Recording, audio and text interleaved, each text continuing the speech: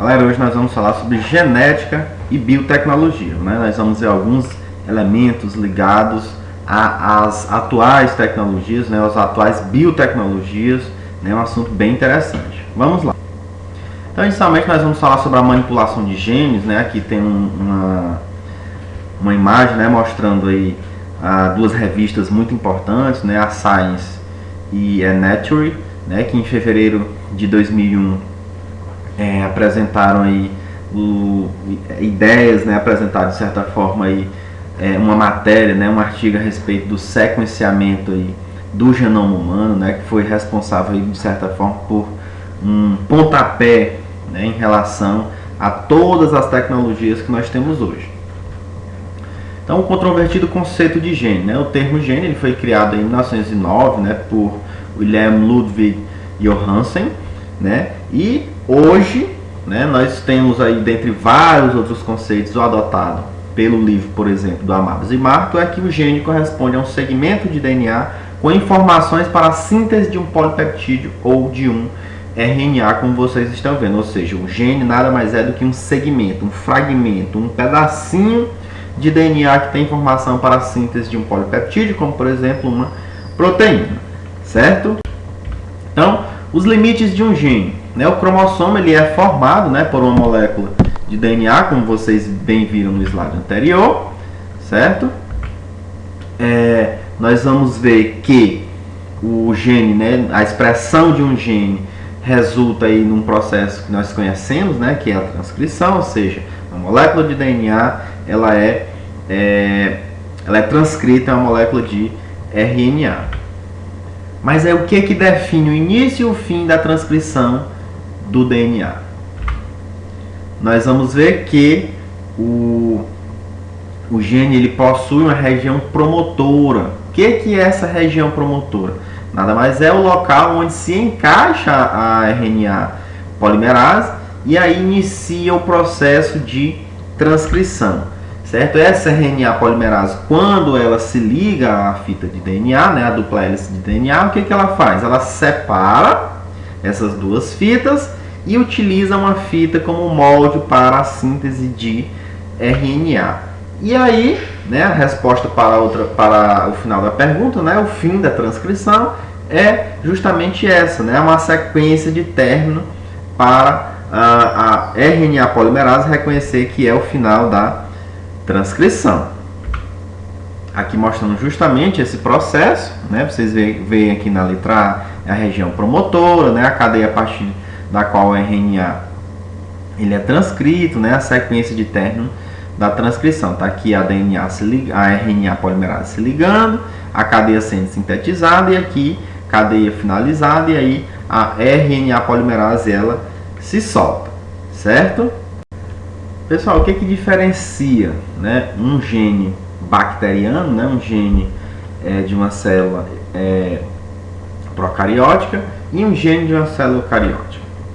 O modo, né, como as informações genéticas elas estão estruturadas, como elas são transcritas e o processo de tradução é diferente. Então essas características mudam. Por exemplo, nas bactérias há o que os cientistas chamam de colinearidade, né, entre as cadeias polipeptídicas e os segmentos de DNA que as codificam, ou seja, são iguais, né? Já nos eucariotos é diferente, certo? As sequências de base do DNA que codificam os aminoácidos, elas estão intercaladas com sequências que não participam diretamente da codificação. É o que a gente vai chamar de exons e introns. Então, o DNA, aliás, o gene bacteriano, né, é uma colinearidade, é uma correspondência entre as cadeias polipeptídicas e os segmentos de DNA. Já o eucariótico não, né? Nós vamos ter aí os chamados introns que não participam diretamente da codificação, certo? Então, vamos falar agora sobre splicing genético, corte e emenda do RNA. Como explicar que a partir de um DNA contendo introns, né, é produzido um RNA mensageiro com sequência de aminoácido polipeptídeo? Como é que a gente explica isso? Então, nós vamos explicar pelo fato de que no processo de transcrição do pré-RNA, né, esse pré-RNA ele é lido de uma ponta a outra, ou seja, ele possui tanto os exons quanto os introns. Só que o RNA ele sofre cortes, né, nos limites entre os exons. Esses cortes posteriormente esses exons eles vão ser unidos, enquanto que os introns, né, que não correspondem, não há codificação, eles vão ser degradados. É isso que a gente denomina de splicing, né, como vocês podem ver aqui nessa figurinha ao lado. Vamos falar agora do melhoramento genético, né? Selecionar diz respeito à seleção e aprimoramento das qualidades, né, das espécies, tendo em vista a sua utilização pelos seres humanos. Não é uma coisa de agora, não é uma coisa tão recente, né? Já era muito utilizado, né? Por exemplo, espigas de milho com grãos maiores, né? Aumentar o peso médio das galinhas. Então, o desenvolvimento de técnicas mais eficientes de seleção e melhoramento de características de animais e vegetais, plantas, por exemplo, já vem sendo utilizado há bastante tempo, certo? Aqui nós vamos ver, por exemplo, as diversas espécies, né, de cães.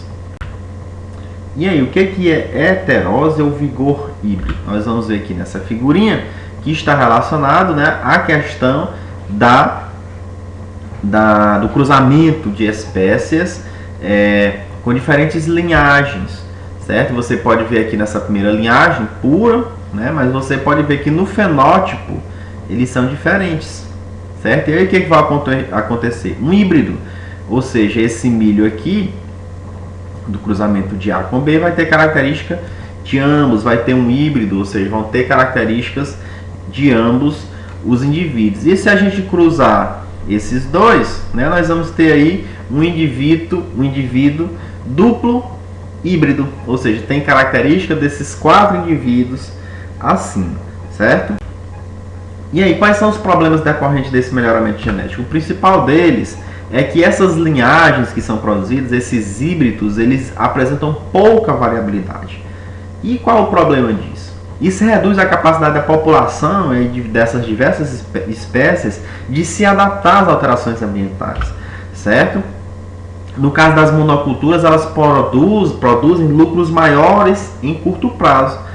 Por outro lado, há um risco, por exemplo, de uma praga dizimar completamente uma plantação, como ocorreu, por exemplo, em meados do século XIX na Irlanda, quando houve uma perda da monocultura de batata, devido justamente a esse baixo potencial de adaptabilidade.